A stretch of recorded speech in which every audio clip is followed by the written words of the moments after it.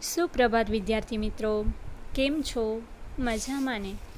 મિત્રો, આપણે last period વિશે થોડું યાદ કરી લઈએ.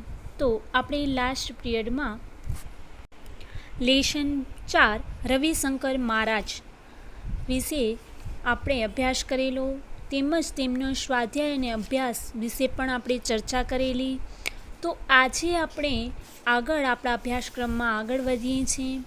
આપણા અભ્યાસક્રમમાં આપણે આગળ વધીએ તેનાથી પહેલાં હું તમને એક પ્રશ્ન પૂછું છું કે તમને જે હોમવર્ક હું આપું છું તે બધા જ કરો છો ને? જો કોઈનું બાકી રહી જતું હોય તો જલ્દીથી તમે પૂર્ણ કરી લેશો, કારણ કે આપણે બધાને જ આ હોમવર્ક કરવું જરૂરી છે. કમ્પલસરી હોમવર્ક બધાને જ કરવાનું છે. ચાલો મિત્રો, હું તમને અહીંયા એક સુંદર મજાની થોડી 2-3 પંક્તિઓ સંભળાવું છું. મેઘ બની સદીઓના જાણે ઉતરી આવ્યા હેઠા, મેઘ બની સદીઓના જાણે ઉતરી આવ્યા હેઠા, વર્ષે દહાડે પીઠ ધરીને પર્વત નાહવા બેઠા, વર્ષે દહાડે પીઠ ધરીને પર્વત નાહવા બેઠા. વાદળીઓએ ભીના ગગનને ઘડી ઘડી ખંચેરી, વાદળીઓએ ભીના ગગનને ઘડી ઘડી ખંચેરી. મિત્રો, આ સુંદર પંક્તિઓમાં કોનું વર્ણન છે? હા, વેરી ગુડ. આ સુંદર પંક્તિઓમાં વરસાદની ઋતુનું વર્ણન છે, એટલે કે વર્ષા ઋતુનું. મિત્રો, આ સુંદર પંક્તિઓ કવિ ઉજાસી પરમારે લખેલ છે.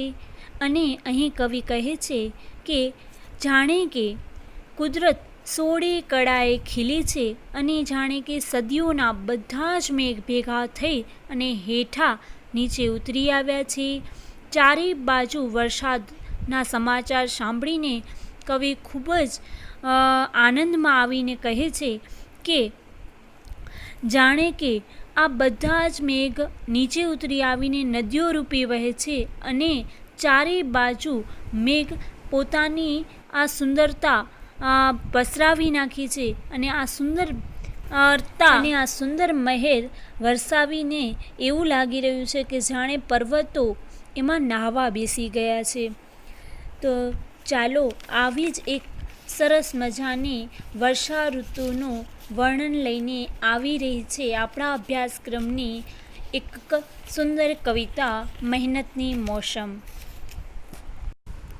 જેના કવિ છે નાથાલાલ દવે. અને આ કવિતાનો અભ્યાસ કરીએ એનાથી પહેલાં આપણે આ કવિતાના કવિ નાથાલાલ દવે વિશે ટૂંકમાં પરિચય મેળવી લઈએ. કવિ નાથાલાલ દવેનો જન્મ 3/6/1912 થયો હતો, તેમજ મૃત્યુ 25/12/1993. નાથાલાલ ભાણજી દવેનો જન્મ અમરેલી જિલ્લાના ભુવા ગામમાં થયો હતો. શિક્ષણ ક્ષેત્રે શિક્ષક, આચાર્ય તેમજ શિક્ષણાધિકારી તરીકે તેમણે પોતાની સેવાઓ આપી. કાલંદી, જાનવી, અનુરાગ, પિયાબીન એમના નોંધપાત્ર કાવ્ય સંગ્રહો છે. નર્મ, મર્મ અને કટાક્ષજનિત હાસ્યથી ગુજરાતી કવિતાને તેમણે સમૃદ્ધ કરી છે. રમ્ય શબ્દચિત્રો, ભાવનું માધુર્ય, છંદો, ઘેઢાળો પરનું માધુર્ય એમની કવિતાનો વિશેષ છે. કવિએ પાક લણવાની ઋતુને મહેનતની મોસમ કહી છે. વરસાદ પછી કુદરત 16 કળાએ ખીલી ઉઠે છે. વરસાદ સારો થાય ને પાક સારો ઉતરે તો શ્રમજીવીઓના જીવનમાં કેવો ઉલ્લાસ પ્રગટે છે, તેમની સુંદર અભિવ્યક્તિ આ કાવ્યમાં જોવા મળે છે. મિત્રો, આપણે બધા જ જાણીએ છીએ કે આપણો ભારત દેશ એટલે કૃષિ પ્રધાન દેશ, અને આપણા ભારત દેશમાં વરસાદ ઉપર નિર્ભર ખેડૂતો જ્યારે વરસાદ આવે છે ત્યારે કેટલા ખુશ થઈ જાય છે અને એ ઋતુને સૌથી વધારે પોતાની વહાલી ઋતુ માને છે અને મહેનતની ઋતુ કહે છે, કારણ કે વરસાદ ઋતુમાં વરસાદ આવવાની સાથે સાથે ખેડૂતોનું કામ પણ વધી જાય છે. પાક ઉતારવાનો, પાક લણવાનો અને ખૂબ સુંદર પાકને જોઈને ખુશ થવાનો, આ બધો જ લાહવો એને એ ઋતુમાં મળે છે, એને અનુભવવા મળે છે.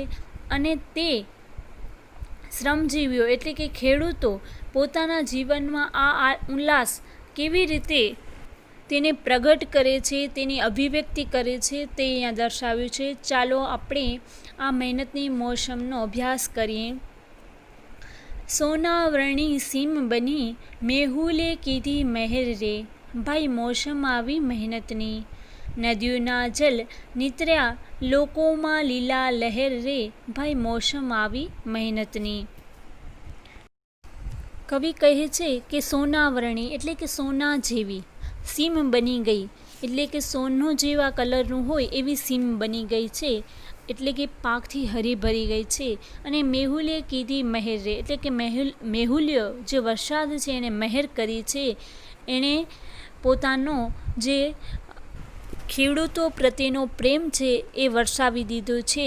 ભાઈ મોસમ આવી મહેનતની એટલે કે હે ભાઈઓ, હવે આપણી મહેનતની મોસમ આવી ગઈ છે, ઋતુ આવી ગઈ છે. મોસમ એટલે કે ઋતુ આવી ગઈ છે. નદીઓના જલ નીતર્યા એટલે કે નદીઓમાં પણ નવા નવા જલ આવી ગયા છે, પાણી આવી ગયા છે. લોકોમાં લીલા લહેરે, લોકોમાં પણ લીલા લહેર થઈ ગઈ છે. ભાઈ મોસમ મહેનતની આવી ગઈ છે. ચાલો હવે આપણે મહેનત કરીએ. આગળ કવિ કહે છે કે લીલો કંચન બાજરો ને રૂપા ઉજળો દૂધ કપાસ રે, ભાઈ મહેનત આવી મોસમની. એટલે કે લીલો કંચન બાજરો, લીલો કંચન, કંચન એટલે સોનું, બાજરો એટલે કે બાજરો, કેના જેવો તો કે સોના જેવો બાજરો ઉગી નીકળ્યો છે. ને ઉજળો દૂધ કપાસ રે, અને કપાસ છે એ કેના જેવો થઈ ગયો છે, દૂધ જેવો. આમ બાજરો અને કપાસ બંનેનો પાક ખૂબ સારો થવાથી અહીંયા ખેડૂત ભાઈઓ છે ખૂબ ખુશ થઈને કહે છે કે અરે ઓ ભાઈઓ, ચાલો મોસમ આવી મહેનતની.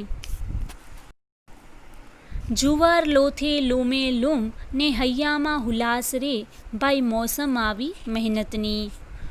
ઉપર ઉજળા આભમાં કુંજળીઓના કિલોલ રે, ભાઈ મોસમ આવી મહેનતની. કવિ કહે છે કે જુવાર પણ કેવા લોથે લોથ, લૂમે લૂમ એટલે કે ઝુમખાના ઝુમખા જુવારના થઈ ગયા છે, એટલે કે જુવારનો પાક પણ ખૂબ સારો થઈ ગયો છે. જુવારનું જે કણસ હોય એના ઝુમખે ઝુમખા લટકી રહ્યા છે. અને હૈયામાં હુલાસ રે, હુલાસ એટલે આનંદ, અને આપણા એ જોઈને હૈયામાં આનંદ નથી સમાતો. અરે ભાઈઓ, મોસમ મહેનતની આવી ગઈ છે. ઉપર ઉજળા આભમાં એટલે કે આકાશ કેવું થઈ ગયું છે, ઉજળું થઈ ગયું છે. અને તેમાં કિંજળિયું એટલે કે એક પક્ષી છે કુંજળિયું, અને એ કુંજળિયું છે એ પણ ઉડીને કિલોલ કરે છે આકાશમાં, ઉજળા આકાશમાં. તે પણ આનંદથી ઘૂમી રહ્યું છે, આનંદથી ફરી રહ્યું છે. આવી રીતે કિલોલ એટલે કે આનંદ કરી રહ્યું છે. ભાઈ મહેનત આવી મોસમની. વાતા મીઠા વાયરા ને લેતા મોલ હિલોળ રે, ભાઈ મોસમ આવી મહેનતની. લિયો પછેડી દાંતરડા આજ સીમ કરે છે સાદ રે, ભાઈ મોસમ આવી મહેનતની. રંગે સંગે કામ કરીએ થાય મલક આબાદ રે, ભાઈ મોસમ આવી મહેનતની. એટલે કે વાતા મીઠા વાયરા એટલે કે વાય છે, વાય છે એટલે કે પવન લહેરાય છે. મીઠા એટલે કે મીઠો, વાયરો એટલે પવન, પવન છે એ કેવો મીઠો વાય છે. અને લેતા મોલ હિલોળે એટલે કે મોલ છે જે પાક ઉગ્યો છે એ હિલોળા લે છે. અને હિલોળા એટલે કે ઝૂલવું, એટલે કે ઝૂલે છે પવનના સહારે, તે હિલોળા લે છે. આમ હિલોળા લેતા પાકને જોઈને ખેડૂત છે એ ખૂબ ખુશ થાય છે અને કહે છે કે લિયો પછેડી દાંતરડા એટલે કે લઈ લ્યો હવે પછેડી અને દાંતરડા. અને પાકને લણવા માટે સમય આવી ગયો છે એટલા માટે તમે હાથમાં દાંતરડા લઈ લ્યો અને પછેડી પણ લઈ લ્યો. આ સીમ કરે છે સાદરે.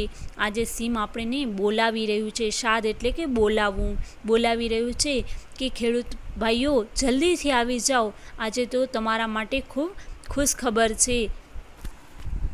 જલ્દીથી આવો અને તમારો પાક લણી જાઓ. આવી રીતે આગળ આપણે જોઈએ. લીપી ગોપી ખડા કરો, લાવો ઢગલે ઢગલા ધાન રે, ભાઈ મોસમ આવી મહેનતની. રડનારો તે માનવી ને દેનારો તે ભગવાન રે, ભાઈ મોસમ આવી મહેનતની. કવિ કહે છે કે ખેડૂત મિત્રો હવે એટલા આનંદમાં આવી ગયા છે કે એ લોકોને જાણે કે સીમ બોલાવીને કહી રહ્યું કે હવે તમે લીપી ગુપીને ખડા કરો. ખડા એટલે કણસલા ઝૂંડીને અનાજ કાઢવાની જે જગ્યા હોય એને હવે તમે ત્યાં અનાજ કાઢવાની જગ્યા ઉપર તમે ઢગલે ઢગલા કરી નાખો ધાનના, કારણ કે ધાન એટલું બધું ઉગ્યું છે કે તમારે એના ઢગલા કરવા પડશે. લાવો ઢગલે ઢગલા ધાન રે, ધાન એટલે કે અનાજ, પાક. રડનારો તે માનવી એટલે કે મહેનત કરનારો, રડનારો એટલે કે મહેનત કરનારો, કમાવનારો જે છે તે માનવી છે, મનુષ્ય છે, પણ દેનારો તે ભગવાન છે. પરંતુ જે દે છે તે ભગવાન દે છે. મહેનત મનુષ્યને કરવી પડે છે, જ્યારે ભગવાનને એ મહેનતનું ફળ દેનારો છે. માટે જલ્દીથી આવી જાઓ અને હે ભાઈઓ, મહેનત મોસમની આવી ગઈ છે. ચાલો આપણે હવે જલ્દીથી મહેનત કરવા લાગી જઈએ, કારણ કે સીમમાં પાક ખૂબ સુંદર ઉગી નીકળ્યો છે, તેને આપણે જલ્દીથી લણી લઈએ. તો આવી સુંદર મજાની કવિતાનો આપણે અહીંયા અભ્યાસ કર્યો. આશા કરું છું કે તમને આ કવિતાને સમજવામાં ખૂબ જ મજા પડી હશે. હવે આપણે આજે આ કવિતાનો આગળ શબ્દ સમજૂતી એકવાર જોઈ લઈએ.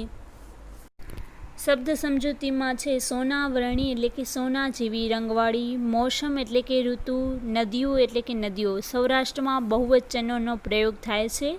નિતર્યા એટલે કે ચોખા, લીલો કંચન એટલે કે સંપૂર્ણ લીલો, તાજો અથવા સોના જેવો મૂલ્યવાન. લોથો એટલે જુવારનું કણસ. ઉલ્લાસ એટલે ઉલ્લાસ, કશું ગમતું માણવાનો સમૂહનો તરવડાટ. કુંજળિયું એક પ્રકારના પક્ષીનું નામ છે, કુંજળી. કિલોલ આનંદ. હિલોળ એટલે કે ઝૂલવું. પછેડી એટલે કે ઓઢવા પાથરવા પાક બાંધવા માટેની ચાદર જેવું જાડું કપડું. દાંતરણા એટલે કે પાક કાપવા માટે લેણવા માટેના ઓજારો છે. મલક એટલે કે પ્રદેશ. ખડા એટલે કે કણસલા ગુંદીને કે જુડીને અનાજ કાઢવાની જગ્યા. રડનારો એટલે કે કમાવનારો. અહીંયા અભ્યાસમાં તમને સૌથી પહેલાં વિકલ્પોવાળા પ્રશ્નો આપેલા છે, તો આપણે વિકલ્પોવાળા પ્રશ્નો સૌથી પહેલાં જોઈ લઈએ કે કવિએ કઈ મોસમને મહેનતની મોસમ કહી છે. તો પહેલો છે લણવાની, વસંત ઋતુની, ચોમાસાની કે શિયાળાની. તો ચોમાસાની ઋતુને. વરસાદ વરસ્યા પછી સીમ કેવી બને છે? કંકુવર્ણી, સોનાવર્ણી, ઘઉંવર્ણી કે રક્તવર્ણી. તો જવાબ આવશે સાચો, સોનાવર્ણી. કિલોલ કોણ કરે છે? ચકલીઓ, પંખીઓ, મોર કે કુંજળીઓ? કોણ કરે છે? કુંજળીઓ. Very good. ચાલો આપણે અહીંયા એક એક વાક્યવાળા પ્રશ્નો પણ છે. વિકલ્પોવાળા પ્રશ્નોના જવાબો જે સાચા છે તે જ તમારે લખવાના છે. બધા જ ઓપ્શન એટલે કે બધા જ વિકલ્પો લખવાની જરૂર નથી. એક એક વાક્યવાળા પ્રશ્નો પણ અહીં 4 આપ્યા છે, જે તમારે તમારી બુકમાં લખવાનું રહેશે. સ્વાધ્યાયમાં 2 પ્રશ્નો આપેલા છે. સીમ સાદ કરે એટલે શું કરે અને શા માટે સાદ કરે? અને બીજો પ્રશ્ન છે લીપી ગુપીને ખડા શા માટે કરવા પડે? અને ત્રીજો પ્રશ્ન છે મલકને આબાદ કરવા કવિ શું સૂચવે છે? બીજો પ્રશ્ન છે ઉજળું દૂધ જેવું, લીલું કંચન જેવું. આ શબ્દ પ્રયોગ પર ધ્યાન આપો. નીચેના શબ્દો માટે આવા શબ્દ પ્રયોગો આપો. સફેદ, દૂધ જેવું. કાળું, કાજલ જેવું. રાતું, રક્ત જેવું. મીઠું, મધ જેવું. કડવું, કરેલા જેવું. કૂણું, તો કૂણું એટલે કે પોચું, કપાસ જેવું. આવી રીતે નીચેના શબ્દ પ્રયોગના વાક્ય પ્રયોગ કરો. ક્વેશ્ચન 3 પણ તમારે લખવાનું છે. આ બધા જ પ્રશ્નો શબ્દોના વાક્ય પ્રયોગ કરવાના રહેશે. સીમ, નદી, આપ, મોલ, મલક અને રડનારો. નીચેની કાવ્ય પંક્તિઓનો ભાવાર્થ લખો. સોનાવર્ણી સીમ બની, મેહુલે કીધી મહેર રે, રંગે સંગે કામ કરીએ, થાય મલક આબાદ રે. આ કાવ્ય પંક્તિ આપેલી છે, જેનો તમને ભાવાર્થ લખવાનો રહેશે. ખેતીનું મહત્ત્વ વિશે 5-7 વાક્યો પણ તમારે લખવાના છે. ક્વેશ્ચન 5. તો ચાલો મિત્રો, આજે આ પિરિયડનું તમે હોમવર્ક નોંધી લેશો.